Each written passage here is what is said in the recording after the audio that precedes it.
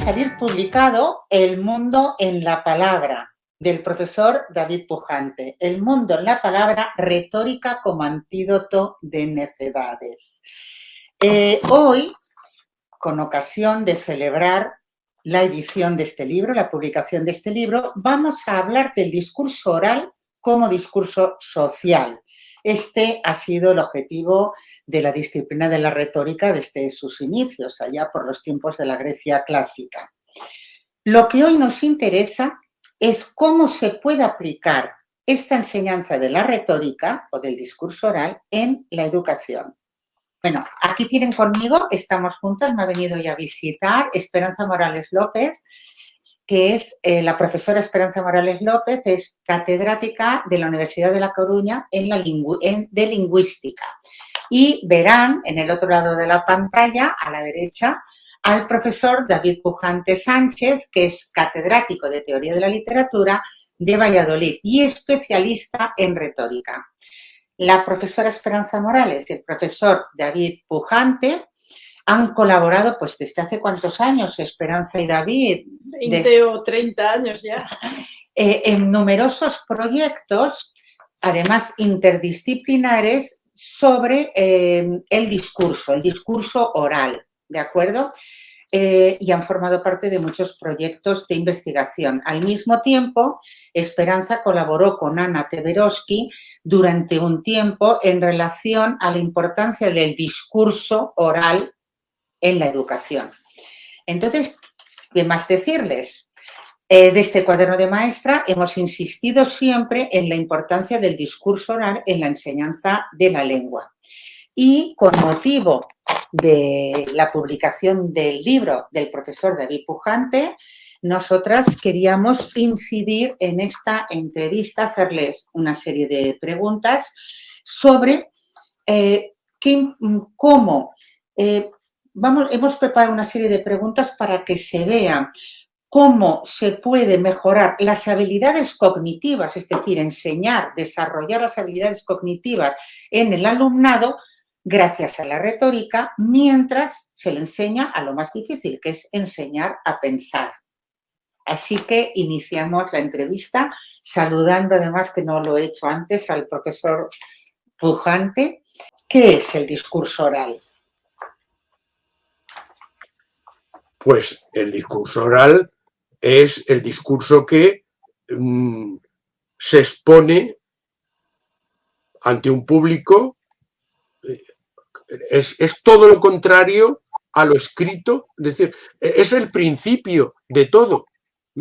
Fíjate que hasta Platón, que era bastante antirretórico, bueno, eso decía él, Platón decía que lo de la escritura, que no, en boca de Sócrates, aunque él escribió mucho, pero Sócrates no escribió nada. Y sin embargo, las enseñanzas de los grandes maestros han sido siempre orales. Tú piensa en Sócrates, tú piensa en Jesucristo, tú piensa en Buda. Ninguno de ellos escribió nunca nada, absolutamente nada.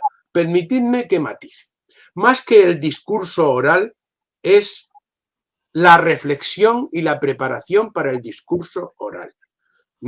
Porque eso es lo que te va a hacer crítico con todos los discursos que tú escuches. Ahora, eso te hace crítico. Seguramente la inteligencia artificial dentro de nada va a hacer los discursos mejor que ningún humano. Seguramente. Lo que no va a enseñarte es a ser crítico con esos discursos. Ah, muy bien, eso es una buena puntualización.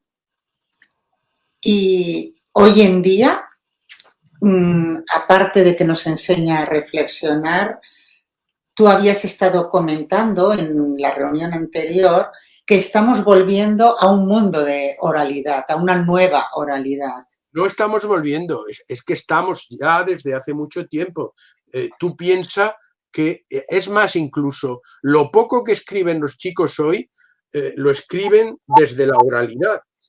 Eso que tanto les molesta a todo el mundo, el uso del WhatsApp, que son estructuras orales, rompen la gramática constantemente, que es lo que se hace cuando los anacolutos son el pan nuestro de cada día. Entonces, las viejas gramáticas ahí tienen poco que hacer. Acordaos que cuando éramos niños nos enseñaban que se decía en español Manolita compra manzanas para su madre en el mercado. ¿Cuándo has dicho tú, Manolita compra manzanas para su madre en el mercado? Esa frase, y somos hablantes, hispanohablantes, no lo hemos dicho en la vida, ¿eh? Pero sin embargo tú aprendías eso porque decías sujeto, verbo, complemento directo, complemento indirecto y complemento circunstancial. Bueno, pues eso como reflexión está muy bien, y la gramática hay que estudiarla, no cabe la menor duda, pero lo primero es hacer de ese niño un ciudadano que sepa hablar, que sepa pensar y que sea crítico. Y esa es la base. Todos los niños tienen claro que las matemáticas son importantísimas porque sus padres se lo meten en la cabeza.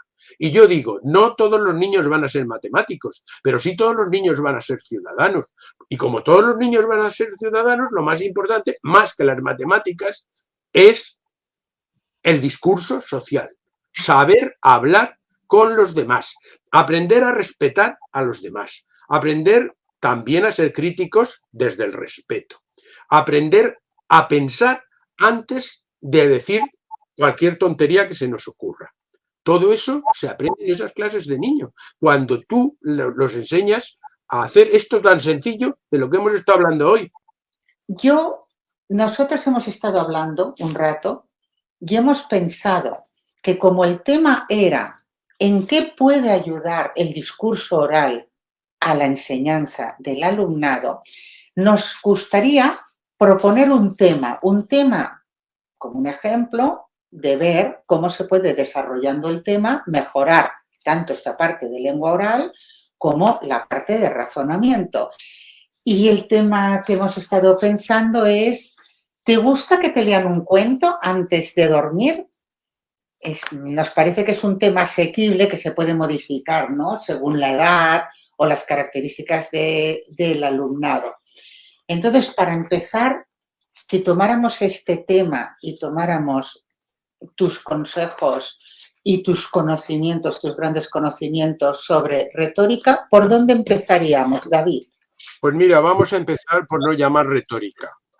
En este nivel no le vamos a llamar retórica, le vamos a llamar simplemente pues capacitación de los chicos, de los niños en este caso, para hablar, hacer un discurso sobre un tema determinado, sea ese que habéis elegido, que me parece muy bien, porque para una edad temprana es un tema importante.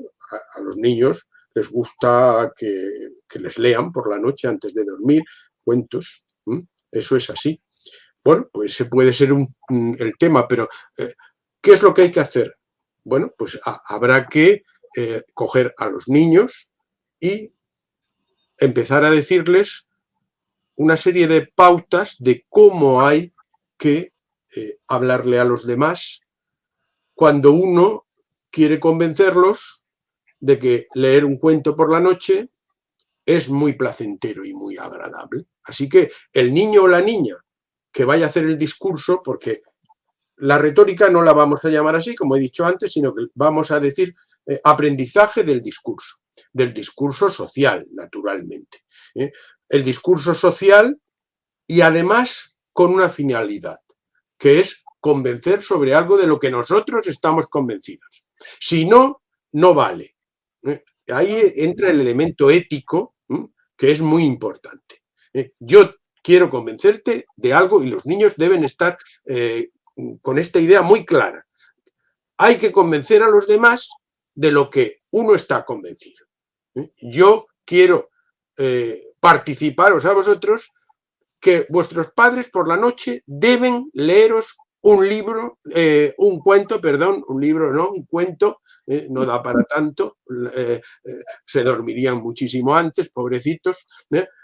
Me va muy bien que me lean un cuento, me encanta, me duermo maravillosamente bien si me leen el cuento. Bueno, el niño tiene que estar convencido de eso. ¿Qué vamos a hacer? El niño puede decir todo lo que se le ocurra, pero aquí está el profesorado, que dice, bueno, este es el tema, vamos a coger el tema.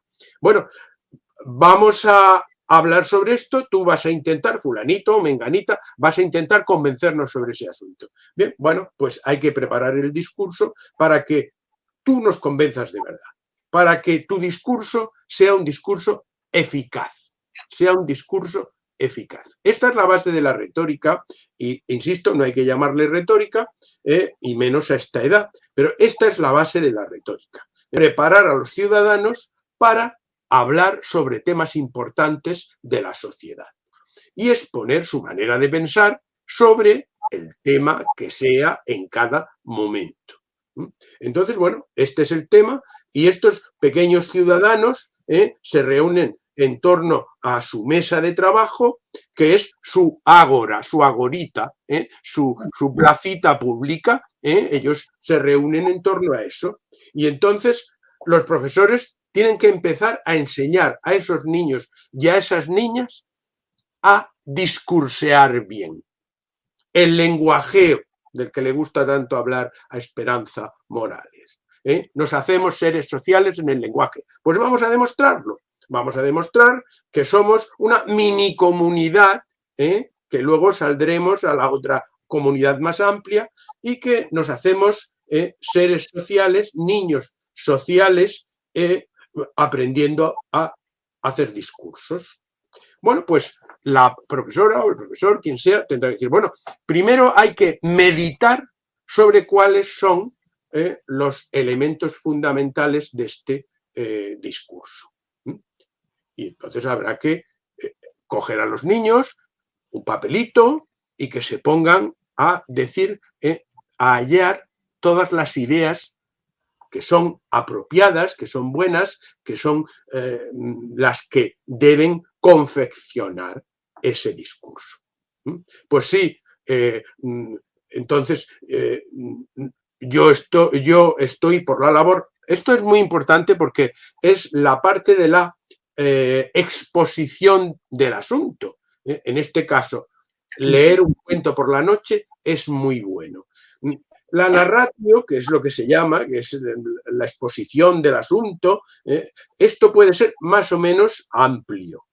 Tú puedes decir, leer un cuento por la noche es muy bueno para los niños.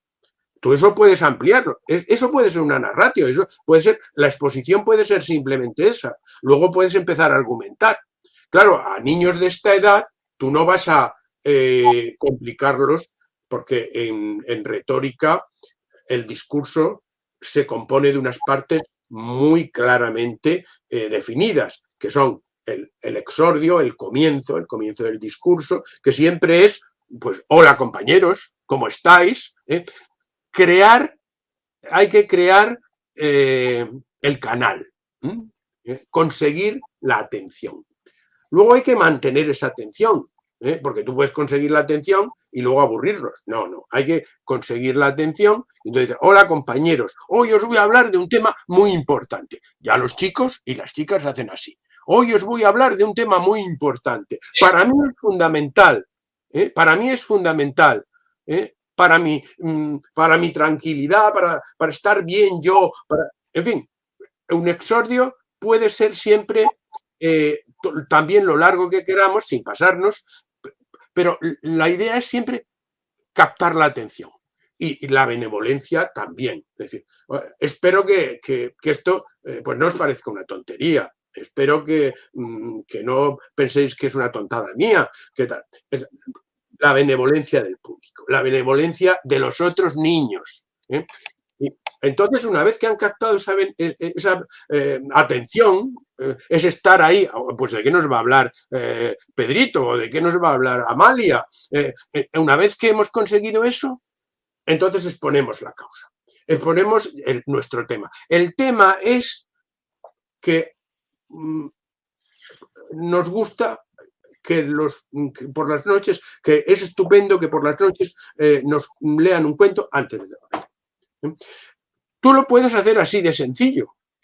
Eso es una narración y luego ya empiezas a decir los porqués. A un niño no le vas a decir exordio, es decir, inicio, narración, argumentación. No, a un niño no le vas a decir eso, pero sí que les vas a decir. Tienes que tener muy claro cuál es tu tema. El tema en este caso es lectura por la noche de cuentos y luego también decir que eso es muy bueno. Y a partir de ahí tendrás que argumentar y decir, pues mira, me va muy bien porque yo me duermo plácidamente, me encanta que me estén contando todo ese tipo de aventuras que me lleva pues al mundo de la fantasía, que además es un momento en que estoy con mis papás y mis papás me leen y yo prefiero que me lea mi mamá porque lee mejor que mi papá, pero bueno, no me importa el que lea, porque lo importante es que me lean, que estén ahí a mi lado, yo me siento muy a gusto, es un rato en que estamos juntitos, muy íntimo, estamos muy bien, y yo luego ya me duermo y parece como que están mis papás toda la noche conmigo ahí, siguen leyéndome. El niño es mucho más creativo que tú y que yo y que, en fin, se le pueden ocurrir mil cosas. ¿Qué tiene que hacer el niño? Pues el niño tiene que hacer tanto lo que hemos llamado exposición de la causa como argumentación, todas esas cosas, todos esos elementos se los tiene que escribir y ponerlos ahí. Entonces, la profesora o el profesor y todos los demás compañeros también deben contribuir. Ah, pues a mí se me ocurre esto otro. Pues a mí se me ocurre que para leer el cuento por la noche tenemos que estar con poca luz. Se me ocurre que, porque yo entonces estoy más concentrado. A cada uno se le ocurre una cosa diferente. Y entonces todo eso se pone sobre un folio. Y la profesora o el profesor ahí va a tener ya que decir, bueno, ahora vamos a analizar todo lo que hemos aportado, todo lo que es lo que dicen los clásicos, la inventio, la invención, el hallazgo de las ideas. Todas estas ideas, todos estos argumentos, todo esto, ahora vamos a ordenarlo. Sí. La segunda es el ordenamiento.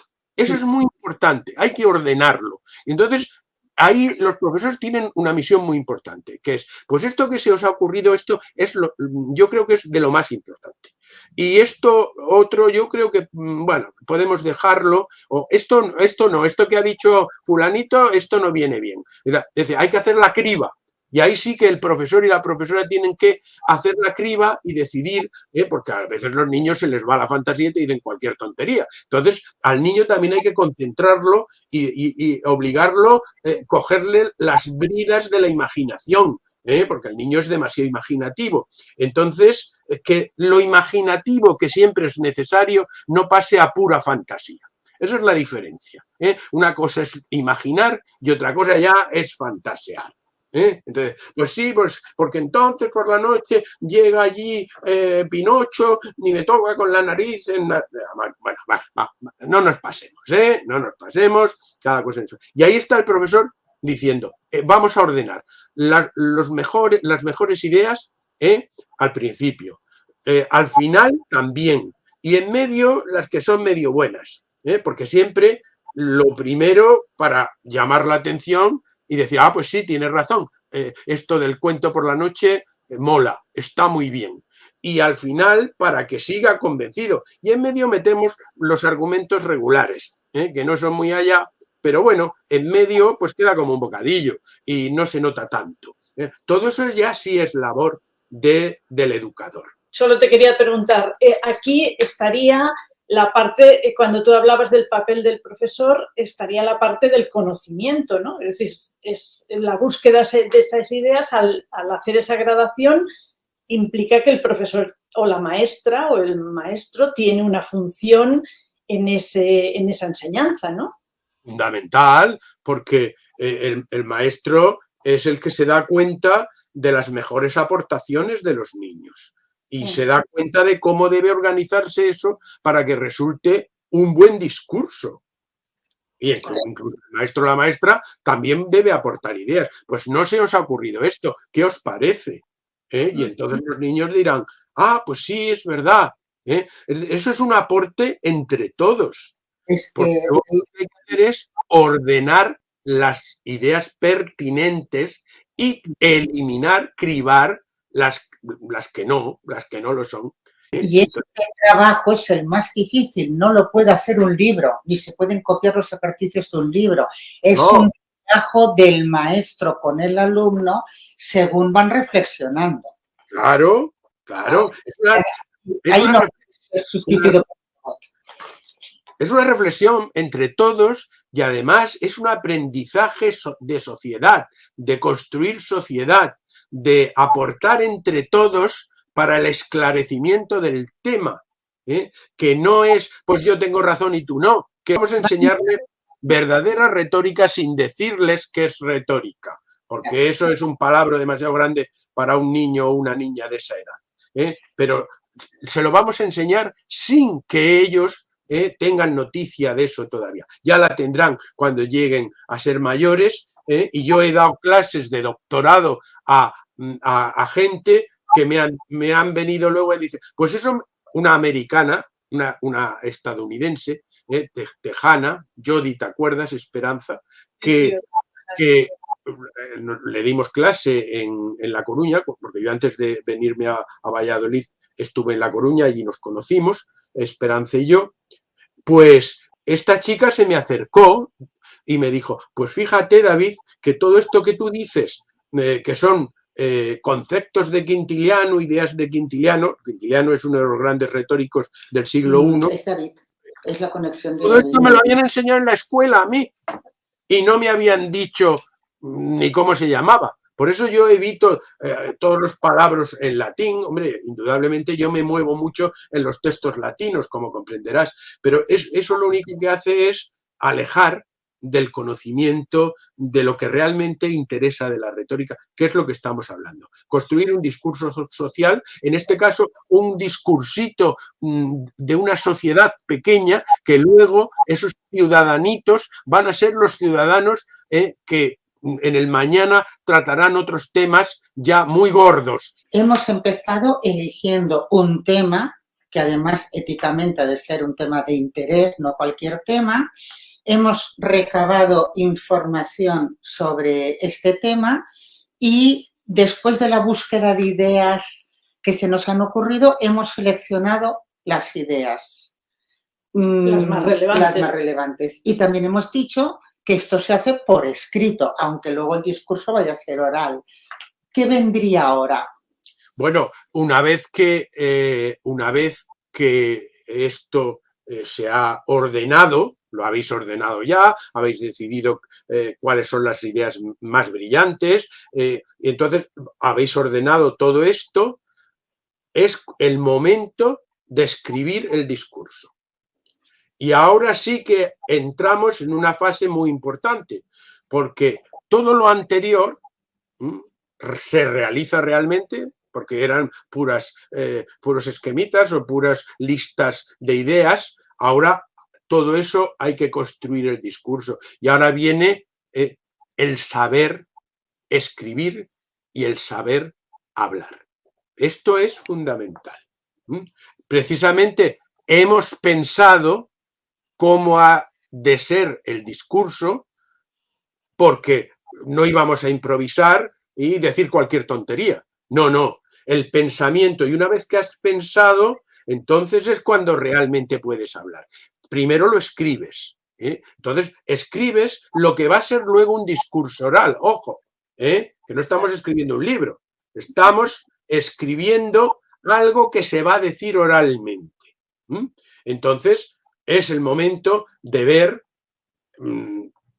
qué frases vamos a utilizar y qué estructuras, en fin, ahí la retórica habla mucho de los tropos, las figuras, en fin, todo el lenguaje, que sea un lenguaje brillante, que sea un lenguaje atractivo.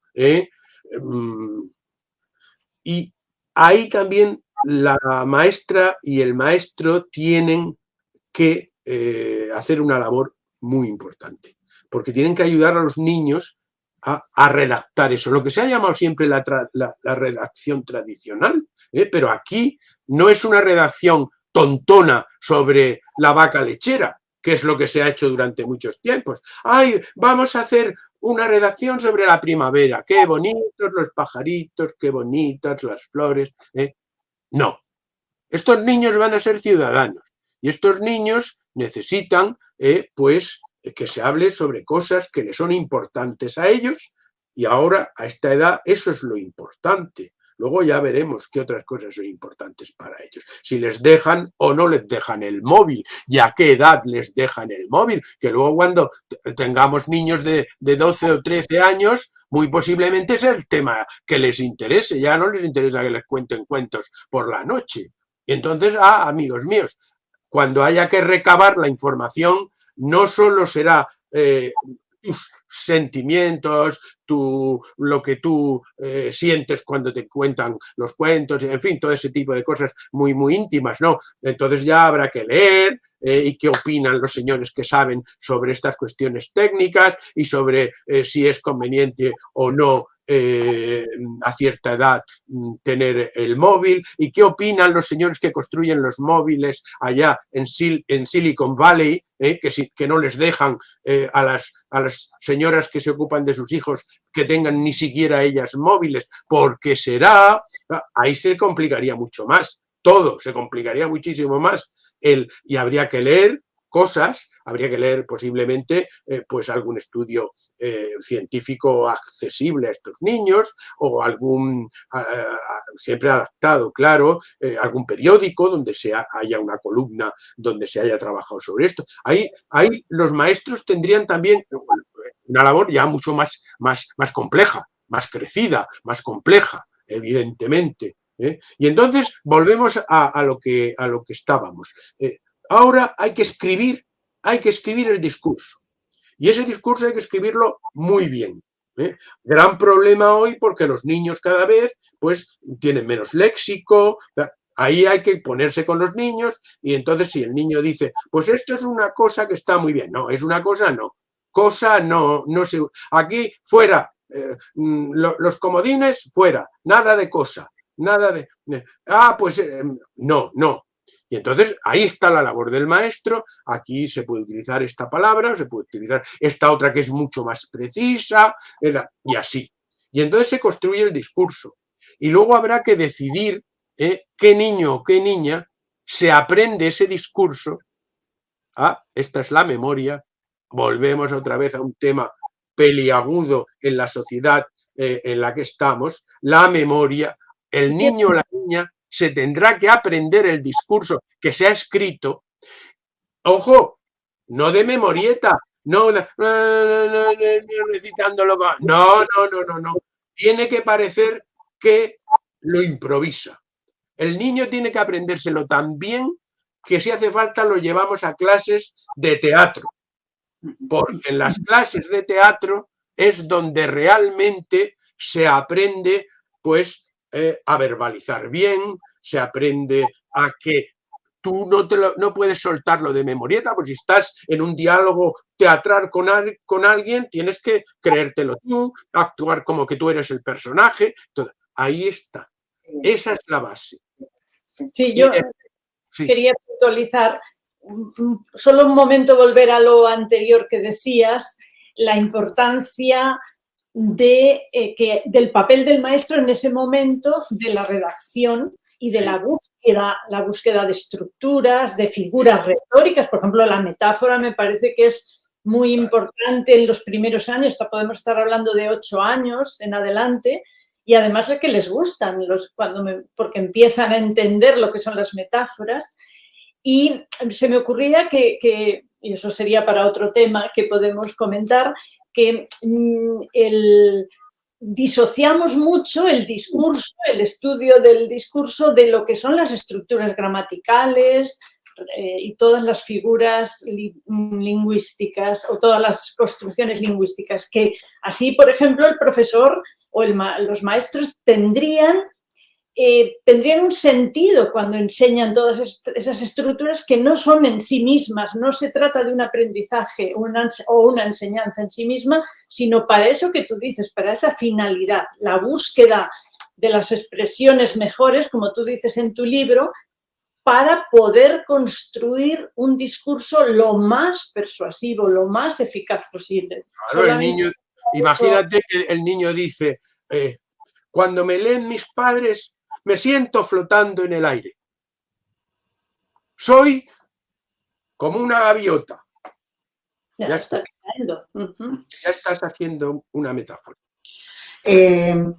Una vez que tenemos esto, que lo ha escrito bien, lo ha repasado, lo ha revisado con la profesora, ahí hemos aprovechado para introducir el vocabulario, las estructuras, la gramática, qué conectores utilizar, lo que el maestro, lo que el docente crea oportuno y se lo ha aprendido de memoria. En la exposición, ¿qué trabajamos? ¿Qué quedaría? Hombre, cuando el niño o la niña va a exponer el discurso, porque el discurso no es el texto, el discurso es todo el acto de habla.